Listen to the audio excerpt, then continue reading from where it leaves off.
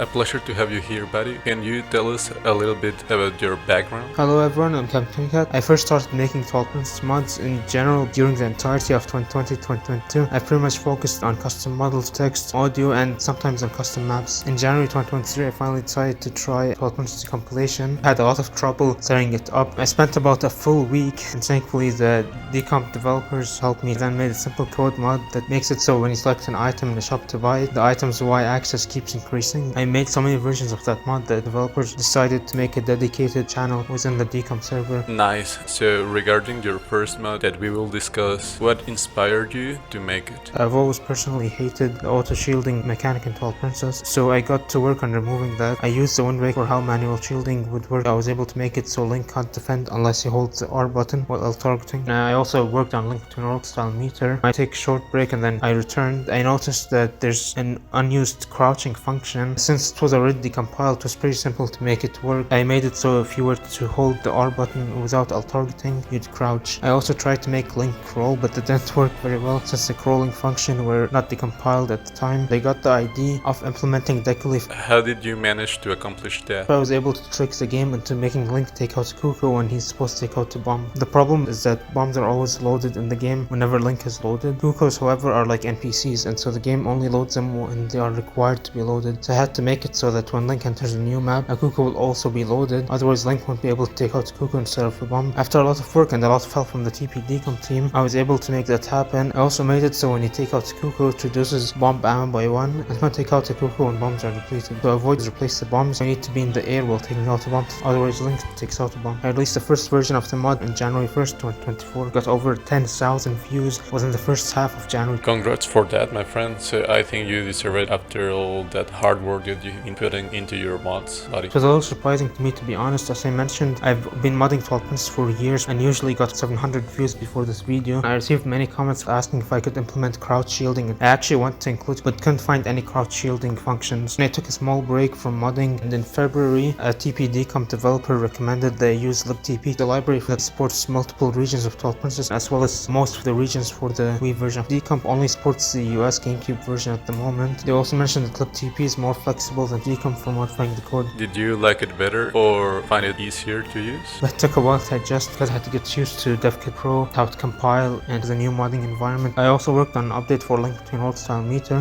which allows you to rent items and you lose them when getting the game over. Then I had an idea for an update for the Wind Waker style controls mod that would include crouch shielding as well as multi-region and Twilight Princess Wii support. So I made it so when Link holds the R button while holding his sword or holding an item like the boomerang, he will crouch shield instead of regularly crouching. Then I used an animation whenever an enemy hits Link's shield. This effectively made it. Afterwards, I worked on Twilight Princess Wii support. The only extra step was working on adapting the mod to Wii Remote controller rather than GameCube controller, making it so D-pad down makes you crouch or crouch shield, and when L targeting and holding the C button you manually shield. After releasing the Wind Waker style controls version 0.2 on May 2024, I worked on Skyward Sword style stamina, which provides the game with sprinting, stamina mechanic, underwater spin dash, and shield durability. I released the mod on August 2024. Then I took a long break from any serious Twilight Princess modding. Eventually in November, the Twilight Princess Decomp team managed to decompile all of the crawling functions. Turns out there's a code within one of the crawling functions which seems to make Link teleport to the last wall he touched each time he crawls. I made it so as long as Link holds the R button while crawling, he will remain unless hit by an enemy or falling, etc. It turns out that the 360 degrees movement in the Wind Waker when not crawling inside the hole was also in Twilight Princess, was just unused. You could even crawl backwards like in Wind Waker. Successfully implementing the mechanic made me to return back and work on a version 0.3. What additions did you plan to add afterwards? I wanted to include the unused magic, but for a long time I simply didn't know how to make it visible in game. While working on the shield durability meter for Skyward Sword style stamina, Twilight Princess modder called A Cool Name suggested me use the unused magic meter. I also wanted to feel more animated, and to achieve this was make it so after you enter a file, the magic value will gradually increase from 0 to the amount you currently have left, like in Wind Waker and Ocarina of Time. You can replenish magic by collecting green or blue jars that can randomly drop from enemies or pots. Blue jars are rarer but replenish more than the green jars. These things consume the energy of the meter. Powered up spin attacks, magic armor, and the Cucco Deku Leaf. For the spin attack, normally you need to charge up to be able to perform it, but I modded to make it so that without full charge, Link will do a regular spin, but if we charged up fully, the magic meter glows, indicating that it will be consumed. Then Link will perform the great spin attack. I also added a glow effect to the sword when fully charged. I was able to place the Cucco Deku Leaf item in an unused item slot 7 with the help of a 12-pinch randomizer developer. This way it doesn't override the bomb slot while Link is gliding, because magic meter is gradually consumed like how it is in the Wind Waker. If the magic is fully depleted, you won't be able to use the Cucco item. I also used the glowing effect on the magic meter. Similarly, while wearing the armor, magic is consumed gradually and then becomes pretty useless and heavy when magic is depleted.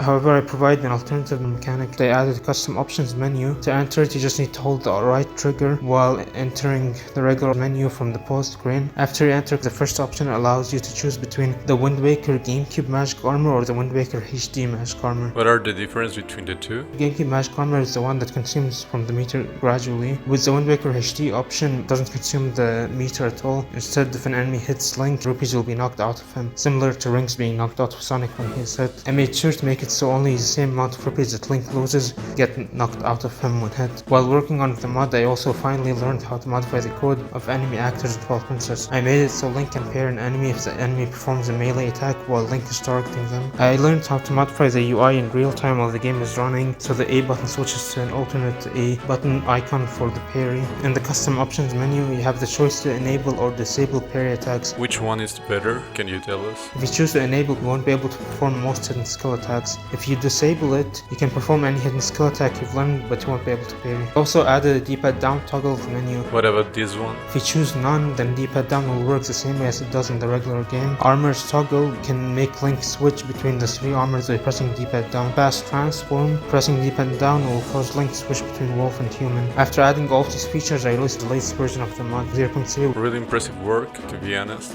Can you tell us about your next projects? I'm currently working on a Twilight Princess HD RPX editor, as well as a Majora's Mask Pack mod for Twilight Princess. Completely took me off guard. Can you give us a glimpse? The mask pack will include the blast mask, bunny hood, as well as the stone mask. I also plan to update the Wind Waker style controls to include the skull hammer as well as elemental arrows. Nice. Looking forward to showcase your next mods, buddy. Thanks so much for taking your time, Captain. Thanks everyone for watching. Hope to see you soon.